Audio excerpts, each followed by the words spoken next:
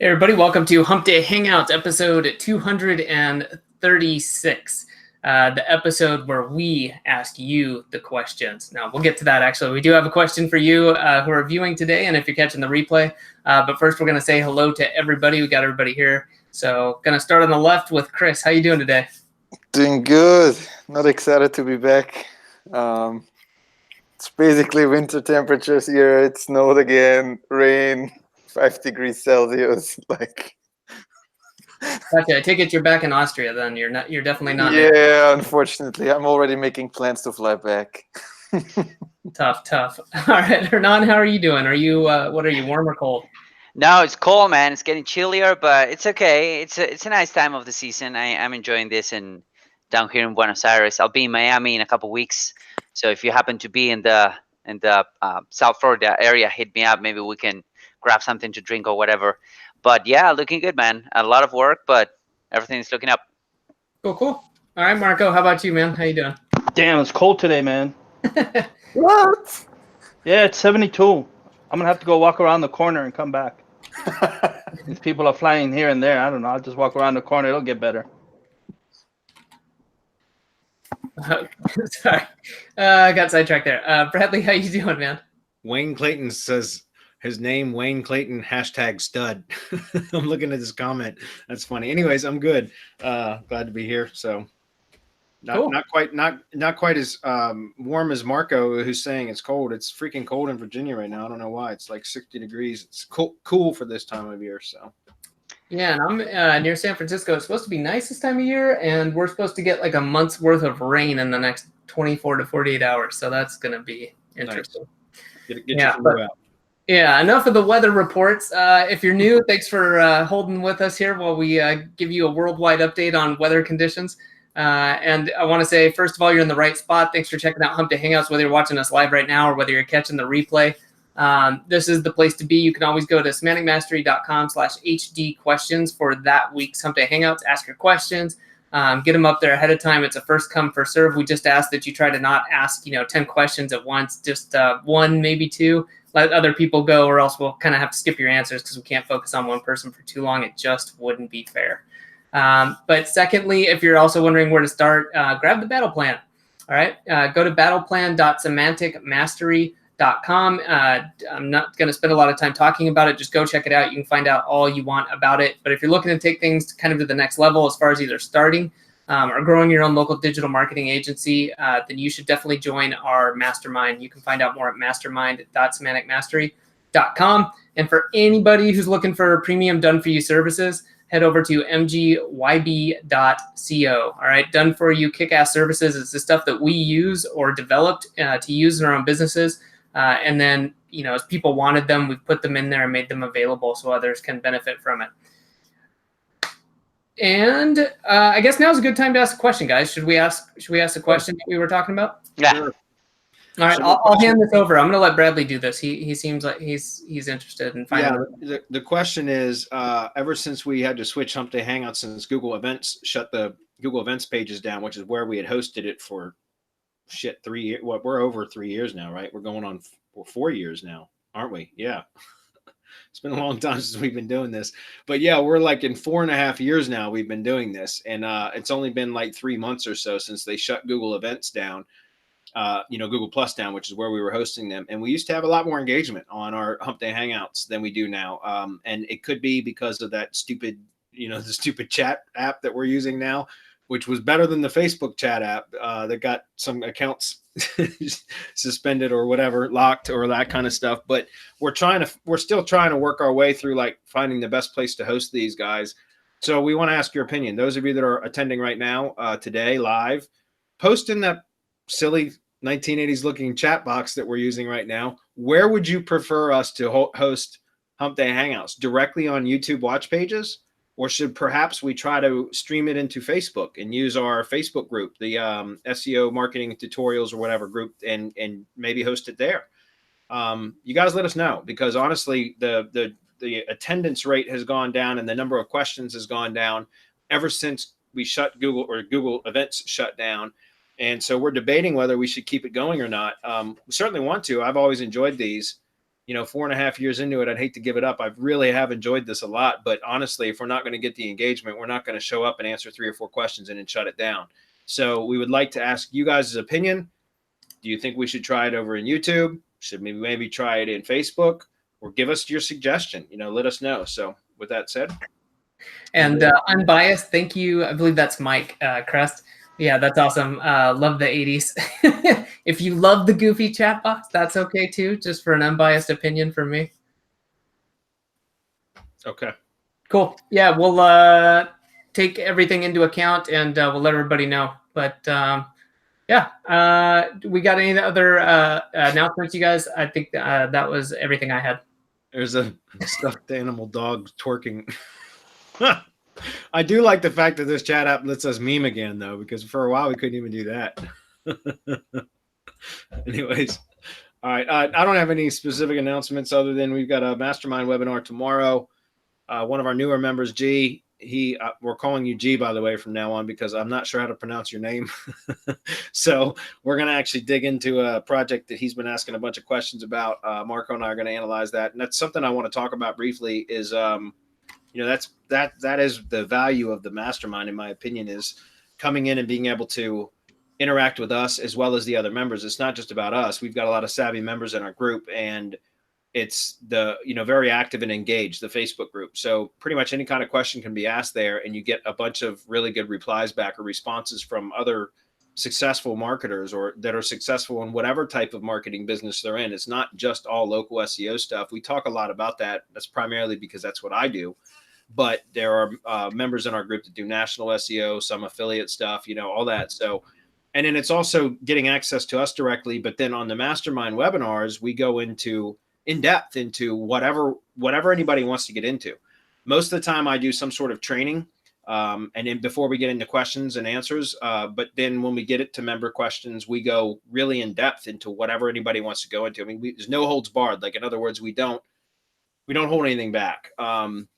Like we have to here in a public setting, right? So, you know, for example, if a member comes in and they want us to analyze a website or a specific marketing campaign or something like that, if they're willing to share that, then we'll go, you know, deep dive in it. Marco and I will really analyze it, pick it apart in a nice way, kind of point out how it can get better results and that kind of stuff.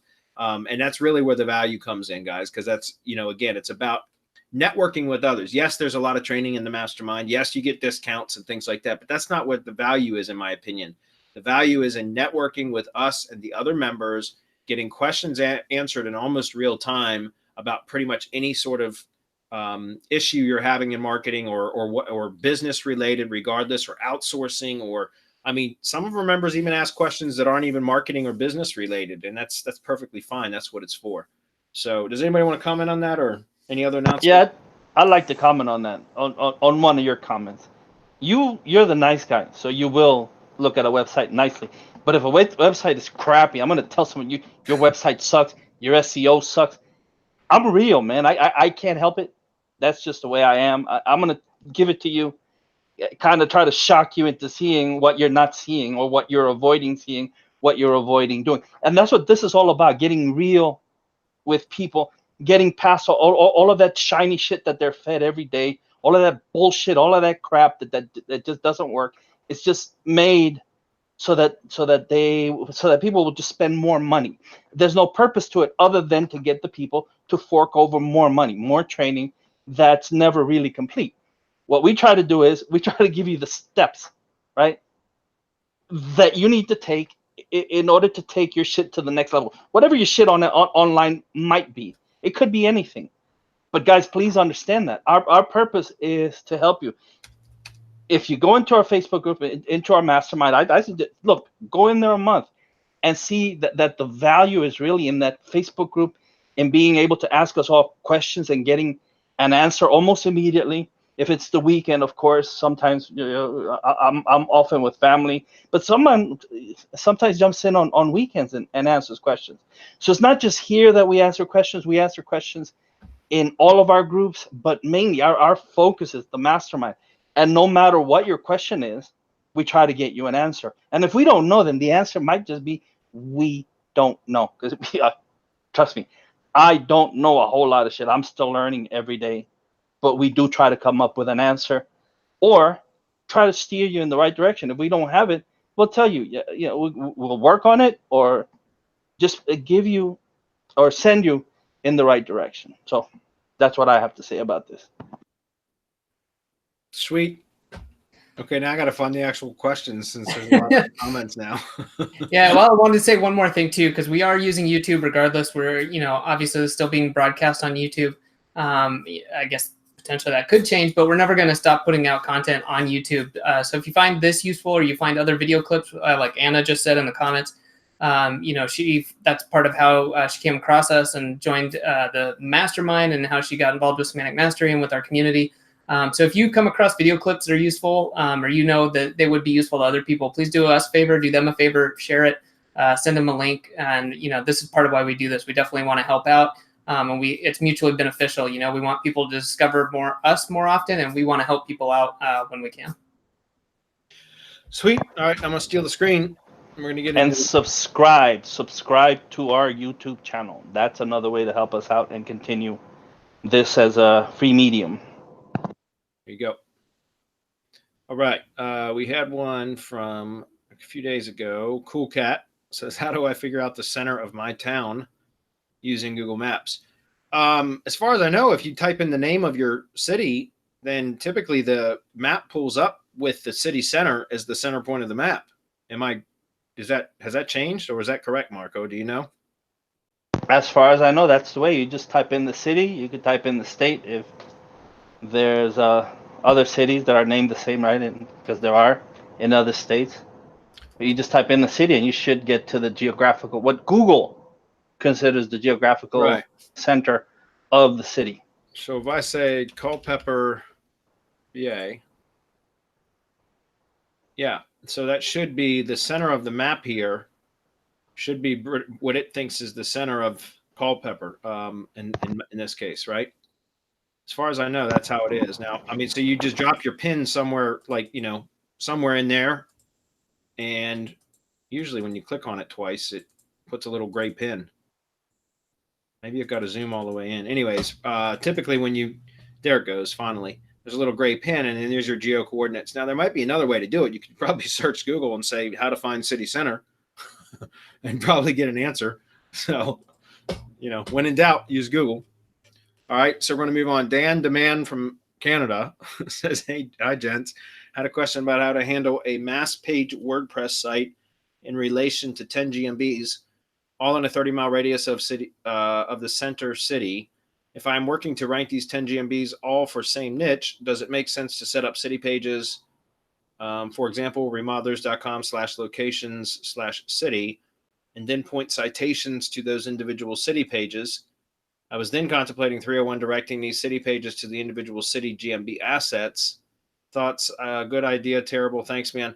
Well, I'm not sure why you would. If you're gonna build a page, a location-based page for each GMB, I'm not sure why you would redirect it. Why wouldn't you just use that location-based GMB or location-based page, as the website, the landing page URL for the GMB asset? See what I'm saying? Like if you're building, unless it's because it's a mass page site that you're doing that, and it's a spammy type looking, or, a spammy type site, which most mass page sites are, in which case I wouldn't build citations to that, because then what happens if you get that site de-index, which is very likely to happen, right? Mass page sites that happens to kind of regularly. And so if you're building citations to that and then you have to redirect it, what happens if it gets suspended or, de-indexed? Then you've either got to go clean up you can still leave it redirected, but now you're redirecting through a potentially, de-indexed domain, penalized domain. So I wouldn't do that. That's why I'm saying if you were going to just set up build citations, I would build citations directly to the GMB assets, or set up a domain with subdomains and have a separate subdomain for each location. Because that way, if any one of those subdomains, now you can't do that with them. I guess you could with a mass page site, but you're trying to do it all on one domain. So location pages is inner pages. But again, I wouldn't do that with a mass page site and build citations to it. Backlink, sure, because I mean, no big deal. But with citations, again, if you lose that domain, now you've got a whole bunch of citations to clean up, unless you left the redirect up through a de-indexed domain, which I wouldn't recommend doing. So personally, I would not do it that way. I would build everything, like if you were going to build out a self-hosted site for each location, I would do it on subdomains or not use a mass page builder is what I'm saying. You guys, there's nothing wrong with creating location pages and having inner pages for multiple locations. When you're building something out like this, the problem occurs is if you've got spammed map addresses, number one, and number two, if you're doing something spammy to the domain. But if you're keeping the domain clean, which is what we teach, right? I mean, we really do. We teach about keeping the primary domain clean, building your tier one assets out, and especially the way that we build them out, syndication networks, drive stacks, using press releases, citations also count, all of that stuff. Then you can do all your spammy stuff to that and keep your primary domain clean. Gsite, that's a big part of it. So, but what I'm saying is you can build inner location pages and it's not going to be an issue as long as you're not doing anything spammy. Now, again, I want to say this with the caveat. If you are using GMBs that are spammed addresses, there's always that chance that they get suspended because they're not real physical locations. So in that case, I wouldn't want to have all of them necessarily associated with a money site domain, as opposed to, if you can still do it, but I would recommend doing it through a subdomain, even if it was just a redirect to like the GMB website URL, right? So that's, whatever your .business.site GMB website, right? You can still use a branded domain in that case and set up a subdomain redirect for each one of those to just redirect. I've got several projects like that where I'm using a branded domain. Can you guys still hear me? Yeah. Okay, because it looked like it was reset on me. Where I'm using a branded domain, but I use a subdomain with the city name for each different location, and the subdomain redirects to the GMB website. Like for a lot of my multi-location sites, guys, I got rid of the self-hosted WordPress sites for my lead gen stuff, especially because it's just an additional management piece of, something else that I have to manage and update regularly. You guys know how much WordPress updates, and I just got tired of doing it. And it's really unnecessary because we're able to get results with just GMB stuff, right? So for that, I've actually redirected, I've eliminated a lot of my WordPress sites now, and I just have subdomains redirecting to the GMB website. So anyways, hopefully that makes sense. I'm not a mass page fan builder or fanboy. You know what I'm saying? I don't like those just because they tend to get de-indexed, and it's a lot of work. And I've never had really good results with it unless I continually build sites that get taken down. So I can't really give you the best advice on that. I certainly wouldn't build citations to a mass index or a mass page type site. Any comments on that? No, I don't have any because I don't use mass page builders. Yeah. Fitz, what's up, Fitz? He says, is there a way to embed a GMB post into a Gsite? Not that I'm aware of, Fitz, because Marco would be able to answer that. But as far as I know, GMB posts cannot be iframed, correct? Yes, they can. They can. Yes, they can. Really? Okay. Yeah, they can. Okay, forgive me then. So I was wrong. All right, so there you go, Fitz. Have you tried using just an iframe generator and with the GMB post URL? Is there something secretive that we can't talk about here? No, I mean it's just a straight iframe, like YouTube or anything else. Okay. It's the iframe code, and I was just playing with it the other day, so I'm pretty sure. I'll go back and look at my notes, but I'm pretty sure that it's one of the ones that I tried, and yes, you can. Okay. So there you go. Try it, Fitz. Use the iframe generator, which is right there, and check it out. So it looks like Scott already answered it. Sorry, I didn't even see that, Scott, till just now. So it looks like you can, and Scott is confirming that. Huh. Okay, cool. Thanks, Scott. Appreciate that. That's Scott Walker. What's up, buddy? So he's saying go into GMB site and get the URL for the post. Post will be saved individually and have a URL like, yes, it's the long, funky URL. Place the URL into the iframe generator, right? Create the iframe, use classic Google sites to embed the iframe, insert HTML. There you go. That's, yeah, you can insert the HTML as an element in the classic G sites. So cool. It does actually do that. That's cool. I didn't know. But you can also iframe it into the new Gsite. Can you? I've never done any work in the new Gsites, honestly. So There's you press there's an embed in the menu. Whoa, somebody's coming through. somebody's watching soccer or something. Yeah. Busted. But anyway, yeah. I'm pretty sure it posts the GMB site, and it both on new and classic. So there you go. Mike Chris says he doesn't miss the old way. He hated his G Suite account. Okay. Fucking memes. Wherever we end up, see, you can't do memes on YouTube comments though, so might have to be in Facebook. If you host it on Facebook page, will you still upload videos to YouTube? Yes, BJ. And what I meant was if we host it on Facebook, we'll stream it into Facebook. It'll still be primarily through YouTube or through perhaps Zoom. Mark has been pushing us to do that for quite some time. I didn't want to get away from YouTube, but we can also use like something like OBS to stream from YouTube into Facebook simultaneously, right? So Yeah. we're doing that too. So Yeah, it should be doable. yeah. I mean, YouTube is where we get most, we've got, close to 7,000 subscribers in there. And we've got a ton of content in there. So I'm not going to get away from that. I wish I could, can I delete that? That's terrible. Unbelievable. Unitards. Those guys are wearing unitards. Look. All right. All right. Next, ready. That's Adam. Is this the end of Hump Day? Anna says, no, not yet, Anna. We just got to change it to a platform where we get more engagement. Don says he's okay with this chat format. I would just like to keep the Hump Day Hangouts going. Well, thanks, Don. We appreciate that. I'd love to keep them going as well. I just get notified to join, and it was difficult to even find this. If you're subscribed to our channel, you should get notifications in Gmail if you're using Gmail in the social tab, as well as if you're in YouTube, it should give you a notification at the top, all that kind of stuff. We also send out emails, by the way. Adam does every 30 minutes or 30 minutes before Hump Day Hangouts. If you're on our list, you usually should get an email too.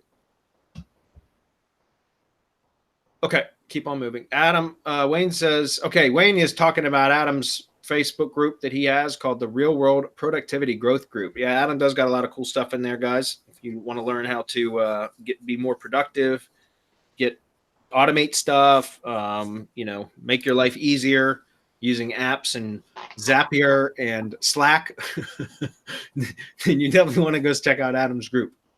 Adam, did I do well at selling that? Probably not. Well, my God. No, just kidding. Yeah, that's fine. Yeah, if anybody's interested in that stuff, if that's your jam or you want to make things easier on yourself, whether it's just productivity, time management, automation, all that sort of stuff, then that's the place to be. If that stuff makes you want to cry, then don't join the group. That's not the place for you. All right, here's a real question from Mike Crest. He says, having problems getting my Gstacks to rank or push power. Followed the plan. Hit links, embeds, pbns, added content, increased the depth in pages, just finding they don't push. I know Marco will likely hammer me, but these are built by you guys. Any tips or tricks to make these push? Well, I'm going to jump on that briefly before Marco goes off on a tangent, on a rant. But honestly, I don't expect my DriveStack files to rank at all. Just so you guys know what my expectation is when I'm using DriveStacks, which I'm using for everything now as well. For even quite some time, I didn't use them on everything, but I am now because but I don't expect the DriveStack files to rank at all. What I expect them to rank is what I'm linking to. Like, for example, it could be a Gsite, or it could be a money site, or it could be a number of tier 1 properties that I'm trying to rank. And I've got a new business that I just started recently that I'm going to be talking about a lot in the mastermind over the next few weeks or coming months, really, because it's starting to do really well for me. And I just set up a ClickFunnels page, a landing page. And it was interesting because, and I talked about this with the Syndication Academy update webinar that was also like the MGYB webinar that we did a few weeks ago, where we were talking about why syndication networks are every bit as powerful now in 2019 as they were before. The way that the power has shifted away from just doing posting and syndicating, which is still certainly helpful, is that they help to validate and solidify an entity. And I proved that with this new business, this new website. And I just bought a branded domain. I created a new name for this business, but apparently that business name, it's similar to several other types of businesses. So it wasn't like 100% unique. It is unique, but it was very similar to several other businesses with a similar name. Excuse me. And so, anyways, I set up a ClickFunnels landing page. I fleshed that page out well. It's got content on it, questions and answers and things like that. But it's just a single page ClickFunnels website essentially.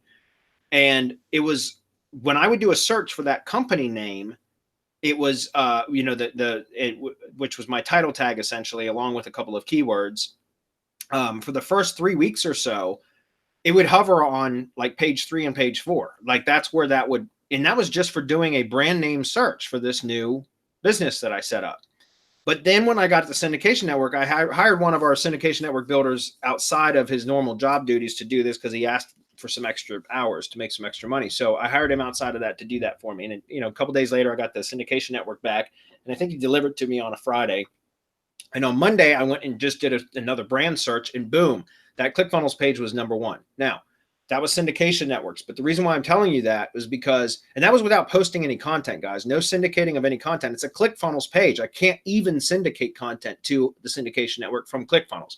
I did create a WordPress blog on a subdomain, but all I did was publish one post, and that was after it had already pushed the brand search to the ClickFunnels page to the #1 position for that brand search term.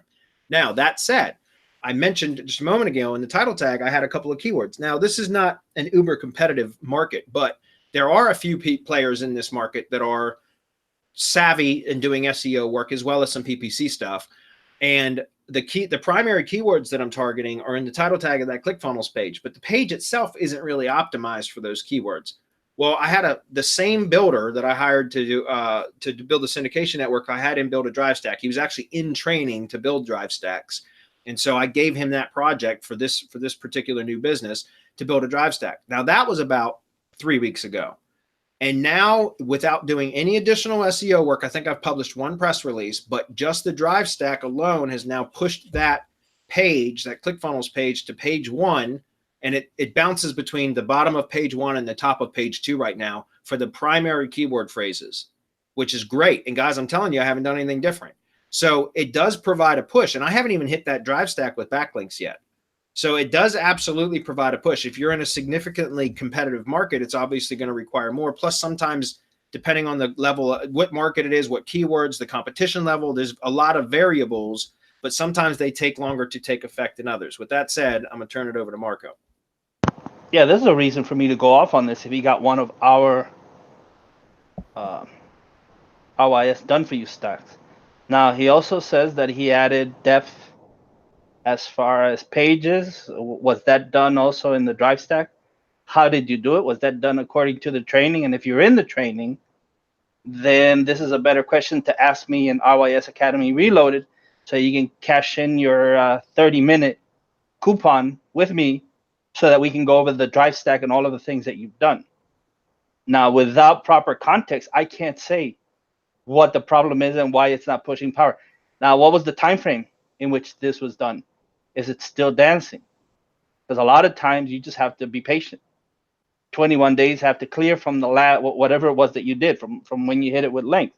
If you did an embed run, then it's 21 days from that. And if you did it too quickly over and over, then it's just dancing until it settles. Like Bradley said, it could take a while for it to just finish being wherever it is that it's going to end up. Now, this is out of context for me, because I don't know. Like the drive stack is always done the same way for everyone, but outside of that, what you did, I can't account for. I can account for what my guys did, and I can go and look at it and say, okay, this was either not done right or it was done right, and whatever it was that you did on the inside of it is not having the effect that it should, because. But without being able to look at what you did, I can't really answer this. Come hit me up in the RYS Academy Facebook group, and I'll be happy to answer this and to take half an hour with you and go over it and see what it is that's stopping the power from flowing. There you go. That's hard to pass that up, man. So, I mean, that's how much Marco believes in the fact that they work, because he'll give up a half an hour of his time to analyze what it is and provide suggestions, that kind of stuff. And And I agree. It's crazy because, you know, sometimes when, you know, I don't see the power of Gstacks on a regular basis unless I'm monitoring it closely. In other words, like if I got a client and I picked up 2 new clients over the last month or so, and you know, standard operating procedure, syndication network, then a Gstack, but we're doing press releases. So we're kind of doing all these things all at once. But this new business that I started, I'm just doing things kind of slowly because it's you know, I'm just not hitting it real hard with everything. And I'm seeing the effects of the various things. Like I said, the syndication network made it pop to #1 position for the brand search. I know that's not uber competitive. It was a brand search phrase, you know, like a branded name, but it was interesting to see it jump 3 pages just from a syndication network without publishing any content to it, right? Then now the primary keywords that it's targeting, and it's not an SEO'd page, guys. It's just a landing. I'm driving traffic to it via other methods. It's not, wasn't planning on it being an SEO type thing yet, at least. And just having a Gstack built in about 3 weeks time, 2 to 3 weeks time, I've actually seen a significant push. That and I did a press release too. But again, it's interesting to see that kind of result from these things when you're monitoring it that closely. When you're doing them all the time for multiple clients and that kind of stuff, it's not something that I typically monitor, especially when you're hitting the assets with from multiple angles, like multiple SEO angles. You know, it's kind of hard to at that point isolate what did what. But we know that it works. Otherwise, we wouldn't keep using them. So, okay, cool. Grant says, oh, Grant's having a hard time getting back into Facebook. Yeah, I don't know what's going on with that, Grant. I'm not sure that was caused from us specifically, but there was, or from the chat app, but we had the Facebook chat app. I think we did it for 2 weeks. And 1 week, it just caused some accounts to get locked. Mine did too. And what's crazy is, guys, this makes a good point to talk about why you shouldn't friend people on Facebook that you don't know, that you don't really know. Because one of the things that they do is make you identify photos from friends' Facebook feeds and who the people are in the photos. And that was I was like, oh shit. I get a ton of friend requests on Facebook that I just never accept. And it's because if I don't know you, I'm not going to accept your friend request for the most part. And so, you know, in that verification process, some of the photos were from people that apparently are on my friends list that I really don't know. And so I was thinking, oh shit, I'm going to screw this up. I'm not going to, because you only get to fail, I think, 2 or 3 times before it permanently or locks you out to where you have to, you know, another level of security to get back in. But anyways, I was fortunate enough to be able to get through. But goes to show you, don't friend people you don't know, because it could prevent you from getting access. Let's see. All right, what's next? 56K modem firing up. Oh, wow.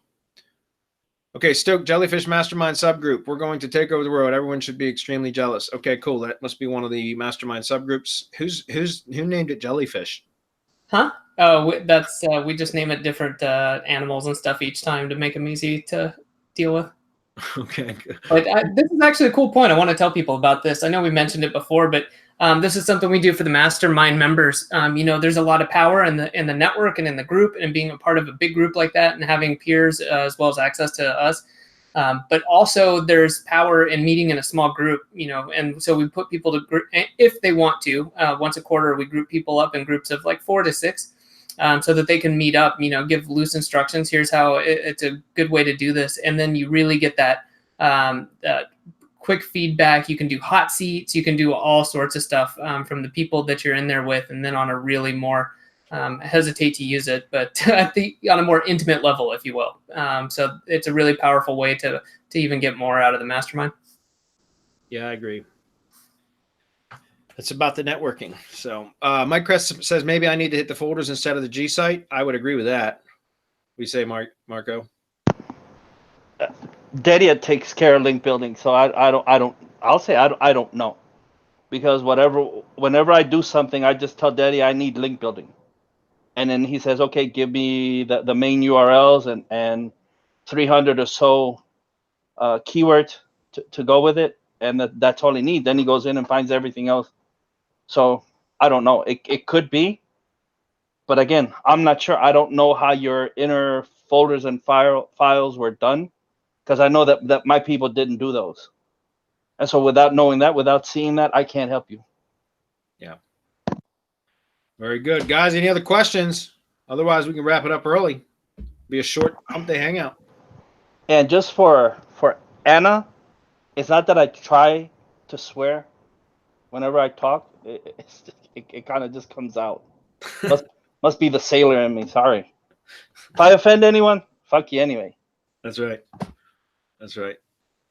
Okay, well, it looks like, unless we got something else we want to train about right now, anybody?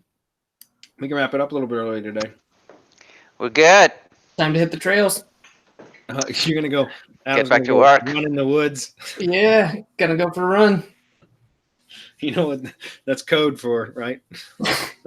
Running long distances. Yeah. No. I know. Oh, that's so cool. Uh-oh, here comes. I have a question, guys. G. Yeah, G. Ask away, buddy. We're gonna analyze your stuff tomorrow on the mastermind webinar. We're gonna get into that deep. So, let's see what he says. I would love to talk about niches sometime, Anna says. BJ, after you do the link building, do you wait 21 days before doing another link build? I mean, I don't wait like a specific amount of time. I just wait to see what kind of results comes from it. And I don't usually stack link building campaigns 3 weeks apart like that. Usually it's usually longer for me. Like I'll hit something with links and then typically I'll have a rank tracker or something that's kind of monitoring that. And I'll just check on it every few days or every couple of weeks and check to see what kind of push it is. But you remember, I don't just do link building. I think that's very, very powerful, but we press releases and content marketing. And oh, by the way, somebody asked questions about citations and I didn't answer that. So forgive me on that. Sun Guest says, are local citations still relevant? GMB is dominating now. So how much does it still impact rankings worth working through all the citation sources like Yelp, Yellow Pages? Citations are still important. If you've got a valid business address, I recommend building citations. If it's a spammed business, I for like lead gen stuff, if you're getting, for example, with lead gen stuff, if you go out and get an actual physical address, like a PO box, right, and you use the street addressing option, then you can still get away with building citations because you can list the street address, right, the street address plus the number sign and then the box number, and that still works perfectly well. If you're buying a verified GMB, which is essentially it's a spammed address somewhere, I don't recommend building citations in that situation or that scenario. And the reason why is because if it was an address that was pulled from somebody's house, which I hope people aren't building them that way, then you could literally start getting marketing mail sent to somebody's house. A lot of the times those addresses are going to be spammed from a commercial location. But once again, now those they'll start getting solicitation mail, like physical mail with that company's name on it, because now, like, if you start building citations in Yellow Pages and things like that, you get put on the company gets put on mailing lists, and now direct mail, spam direct mail solicitation offers will start getting sent there. Credit card offer, like business credit card offers, all kinds of stuff, and so that's you can get reported that way by the recipient of that mail, right? Because it's going to have some other company's address on there. So I don't recommend that. Also, I don't like to publish the address. One of the other questions we had recently was if it's a service area business and you're hiding your business address in the GMB, which you should, as per Google's terms of service for a service area business, should you go out and build all the citations without the street address? Well, there are only a few platforms that I know of that will allow you to do that. Most platforms, to build a citation, unless it's changed recently, because I don't build my own citations anymore. I haven't for the longest time. We hired that out. But for the longest time, I know that most platforms would require a street address, or else it wouldn't allow you to add a citation to their platform, right? So again, for NAP stuff, for service area businesses, if it's a spammed address, I don't recommend building citations. I'll do everything else but citations. But if you have a valid business address, or you go get like a PO box where you have a physical a place to send mail that you can go collect, then yeah, absolutely, they're still effective. There's no doubt they're still effective. I still use them all the time for clients and everything else. I would also add that if you can get hyperlocal citations, those are really effective. And when you're looking at the greater picture, where in the semantic web, we always have to think the entity. It's just another way to validate your entity. It's your presence in all of these places. It's places where you've taken the time to go and get that citation, get it done properly, so that the more powerful ones like Yelp, those could become part of your same as, and it just adds validity to your entity. And I got guys, we did the webinar not too long ago, right, for MGYB Syndication Academy, where we talked about entity. I can't emphasize it enough how important it is, and one of the reasons why RYS Academy Reloaded, the Gstacks work so well, is because we focus on the entity right from the beginning, and we push power to the entity so that we go after what I call the end game. I suggest for those of you who didn't get a chance to see it, I mean, you should go. Do we have it on MGYB? Do we have the URL? Because I think people should go and watch that all day long till they get be on our YouTube channel as well as on the MGYB store on the webinar page now. Which isn't that in the header of in the navigation menu now? It should be. So just to drive this into people's head over and over, whenever you start working on anything, even if it's fake, you have to make it look as real as possible to Google. That there is a thing on the web, and that this thing has some kind of validity. And we talked about the different ways to validate your entity.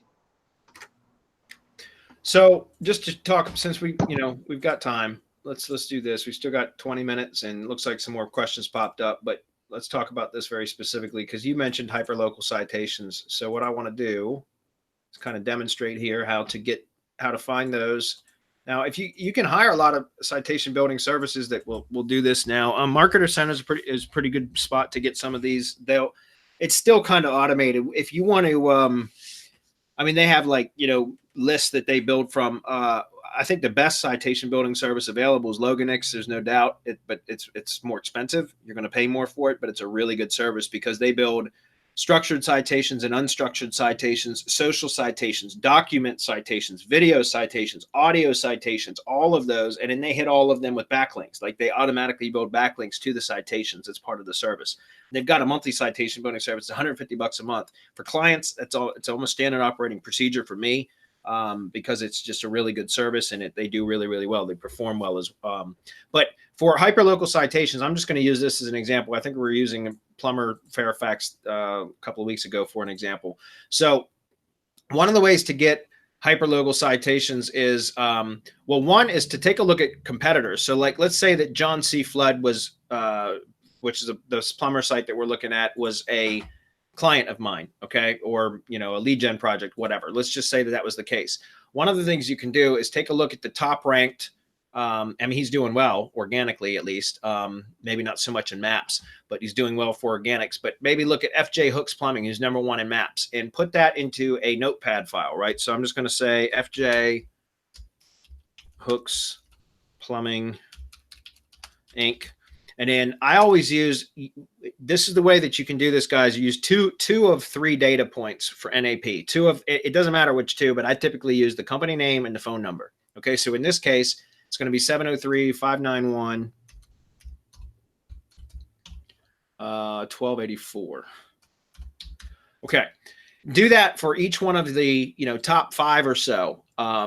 So it would be FJ Hooks, Longs Corporation. I think that's the example we were looking at a couple of weeks ago. Calabrese Plumbing, Home Service Doctors, and My Plumber Heating, Cooling, and Electrical, right? So I would take the top 5. I would copy down or jot into a notepad file or an Excel sheet or something like that, Google Sheet, whatever, their company name as it's listed in the in the Google Maps, right? And then also their phone number. That's typically the 2 data points that I'll pull, right? And I'll copy that and I'll just go over to Google and I'll do a search.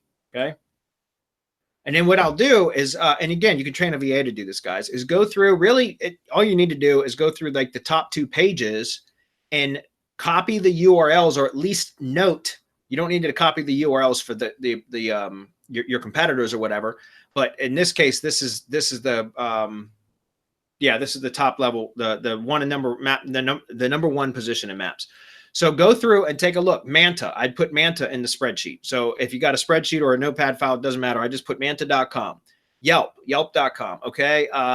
Facebook, we know that's a big one. That's a branded profile anyways. MapQuest, checkbook.org, which is interesting. I've not seen that before.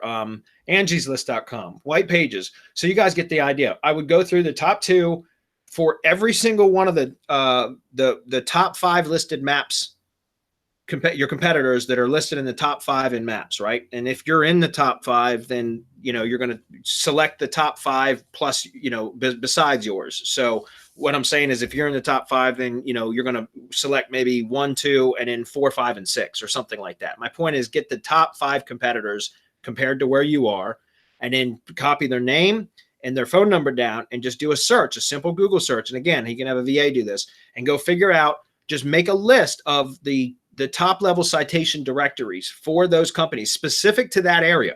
Does that make sense?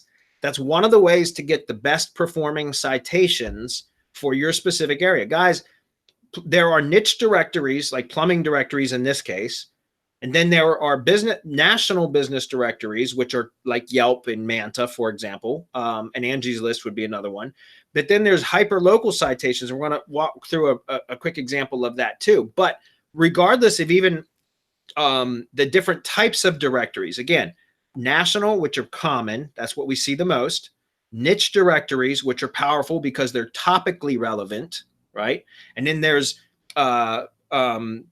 local citations that are going to be common to specific areas. In other words, there will be certain citations in that are going to show up repeatedly for Fairfax plumbers, or plumbers in Fairfax, that I could go to Richmond, Virginia, which is, I don't know, 90, 100 miles away, and they're going to be different set of common citation or business directory type sites that are common down there. So what I'm saying is, every area is slightly different. That's why you can't just have a master list and expect that master list to perform the same across all different niches in all different locations. That's why it's very simple, is when you go to Google and you use Google to determine that, again, you can have a VA do it. Take the top 5, do a search for their name and address, or name and phone number. I'd use name and phone number.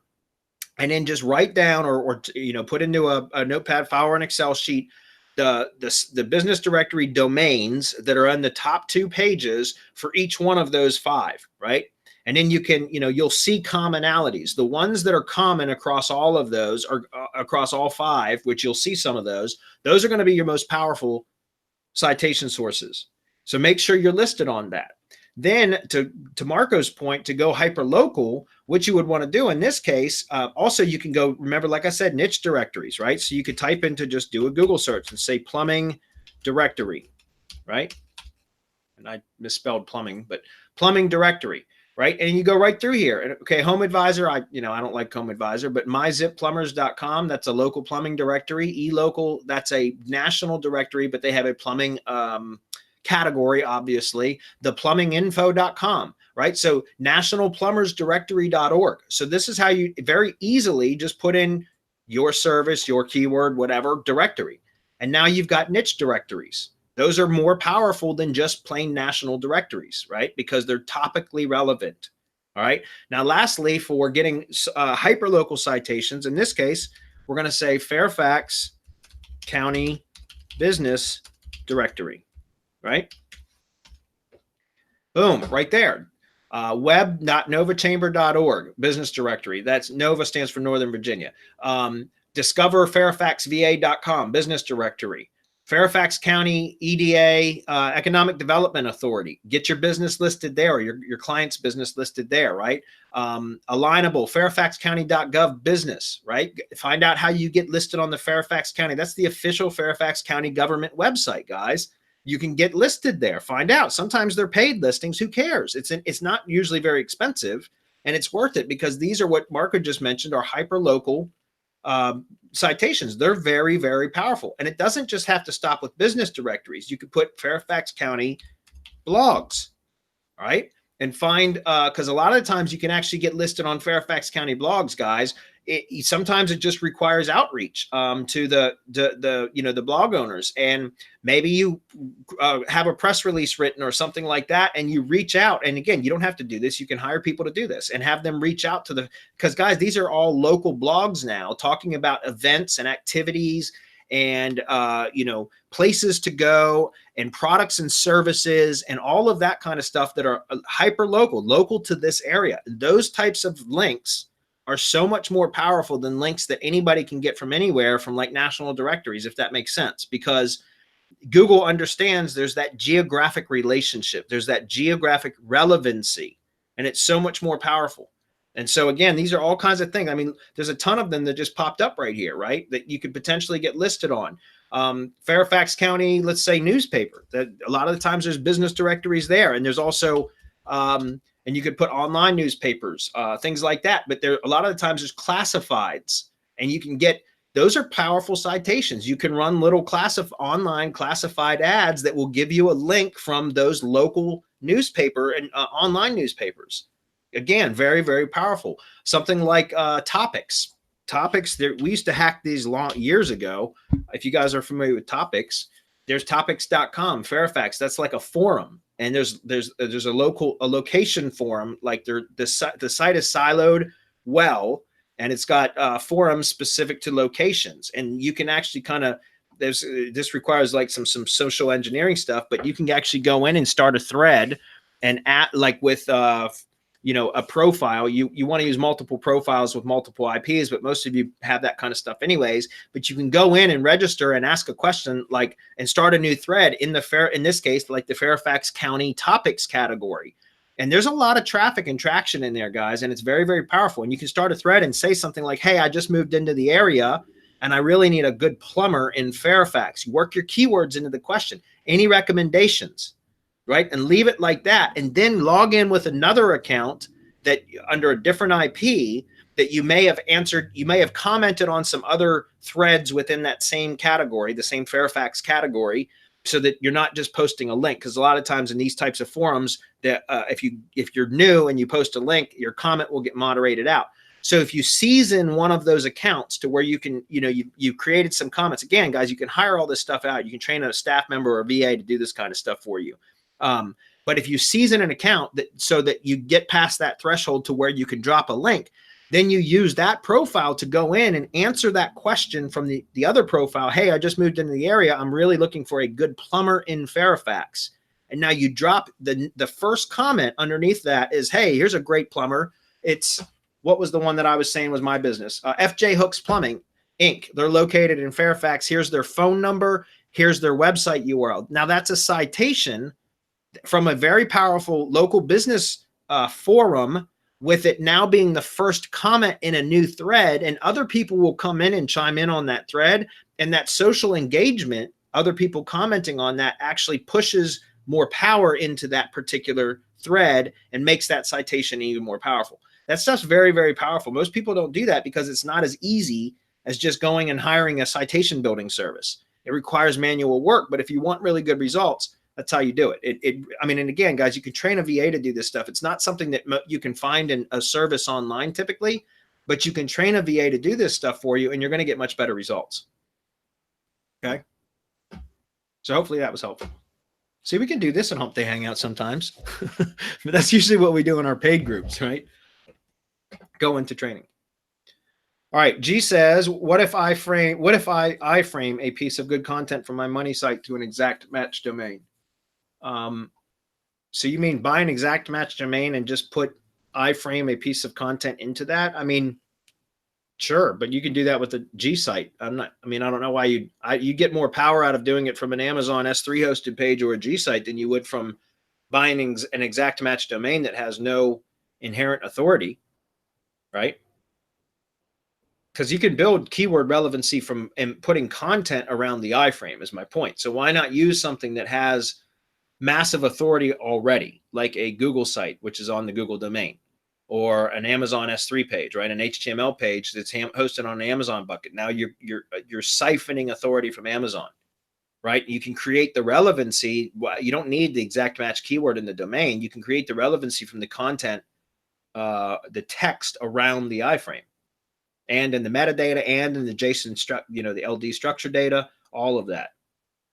So, I mean, I get where you're going with that, G, but that's not, I think you can go about it better than going out and buying an exact match domain that is essentially starting from zero. You'd have to build some authority to that. And I just go ahead and use what's available to us for free, right? So the exact match domain only has an iframe from my money site, and I link a spam GMB to the exact match domain. I'm not sure what you mean on that. A spam Google My Business. So you're talking about like building like lead gen GMB assets. You link that to your exact match domain. Oh, I see what you're saying. So you're talking about if you're going to build additional GMBs and you iframe with a different domain, an exact match domain, and that becomes your landing page. But really, it's a page on your primary website that's just iframed into it. I don't know. I don't know. I don't know if I would do that. Marco, what do you think about that? Whenever someone asks me what if questions, I say test it and let me know what happens. Yeah. Because I can't tell you what if on every scenario that I haven't tried. But what I meant by when I was asking what do you think about that is I'm not sure that I would want to iframe a money site page into a domain that was only set up as a spam GMB assets with just my money site iframed into it as the landing page. Like, in other words, I don't know if that could cause any negativity if Google terminated that. You know, I would say on that, if it's going to have a GMB and he's going to take the time to work on the entity, power up the entity, it could work. But I would, as you said, better spend my resources, my time, and my money on just getting the power from a Gsite, where you can't harm your money site because Google won't pass a penalty through. Yeah. Yeah, I agree. I'm not sure that I would do that. And Mark is right. I would recommend if you wanted to try that, you'd have to test it. We can't speculate on what would happen. I mean, I personally wouldn't want to do that because it does to me. Like I said, guys, you could even use a Google site as your domain, your website URL for GMB. You can do that. I've never seen it not happen. You know what I'm saying? So why not just use that, right? You could create a Google site and flesh that out a bit and make that the website of the GMB. If that makes sense. You still want to create the GMB website and put that in the appointment URL. If you can, that's what I've been doing. So he says, what can I expect? Google picks up the content and starts to rank for the exact match. Again, I don't know how that would treat this, G. We haven't tested that. And so, it would be speculation. So I don't know. I honestly don't know. So Dan Demand says, or Dan Damon, how quickly can you live stream videos to a channel connected to a 4-ring IFTTT network so as to not go too fast and destroy the syndication network effectivity? You can live stream whenever. If you're talking about, publishing like, for example, just using it as a spam channel but it uses live streams as opposed to uploading. If it's a seasoned network, what I mean by that is if it's got some age to it and you've slowly, started posting to it and then slowly ramped up the speed with which you post, or the velocity, whatever you want to call it, the frequency of posting, then a lot of times it'll be okay. But if it's a newer network, and you start posting, multiple times per day, especially if they're spammy videos with similar content, that kind of stuff, then you can get a lot of your network properties terminated. So that's why, like I said, in my opinion, you're better off doing that if you're going to do that kind of stuff. That a lot of times you don't need syndication networks if you're going to do that type of. I don't know what type of strategy you're asking about specifically.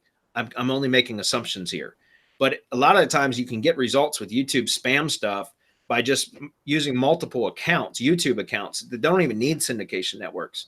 If I'm going to take the time to build or purchase, spend money or whatever on syndication networks for YouTube syndication stuff, I'm going to try to keep them around, not spam them to death. Right. And so typically the videos are going to be of better quality. It's not going to be the same video just spun, you know what I mean? Like to change the video encoding and that stuff and continually repeating, publishing the same damn video. I've seen that too much, guys. And that shit used to work years ago.